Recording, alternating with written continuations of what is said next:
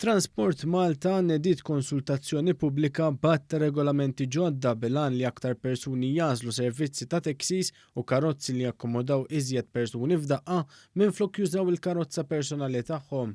Dawn ir-regolamenti se jwasslu għal riforma fis-settur ta' vetturi għall-kiri biex xufier minn garaxx tas-servizz pubbliku.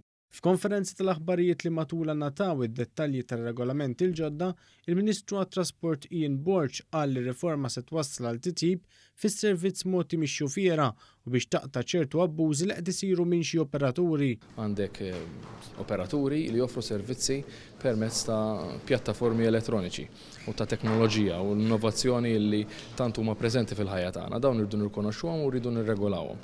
Fl-istess ħin qed inġibu fuq livell eku l-istess lid-diversi xufiera li jaħdmu f'servizzi oħra, f'setturi oħra ta' dan is-servizz ta' trasport u allura dawk niżguraw li jkunu kollha l-istess. Ir-riforma għandha lan ukoll li tassigura li l-flotta ta' karozzi użati għas-servizz ta' taxis u kiri ta' vetturi tkun magħmula minn karozzi li milhomx ħafna fit-toroq.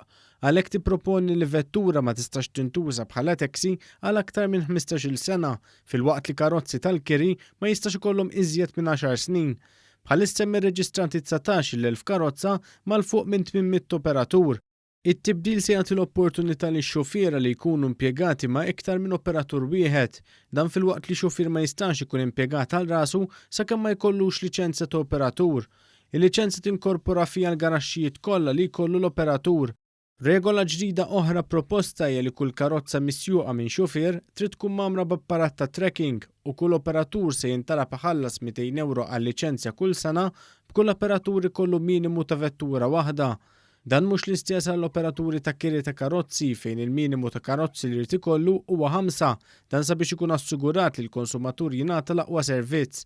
Il-Ministru Ian Borch tqal li dawn ir-regolamenti huma maħsuba sabiex jgħinu l-operaturi filwaqt li jħajru iżjed persuni jidħlu f'dan is-settur. Qegħdin naraw li l-karozzi jkunu iżgħar fl-età ħalli nixsu inqas u kemm jista' jkun imorru wkoll għal vetturi tal-elettriku.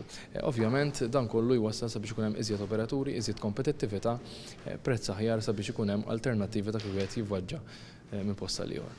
Dan filwaqt li dan is-settur irid tkun għodda oħra sabiex innaqsu l-użu ta' vetturi personali u l-emissjoni ta' vetturi li jniġsu. Il-konsultazzjoni pubblika se ddum miftuħa 20 ġurnata.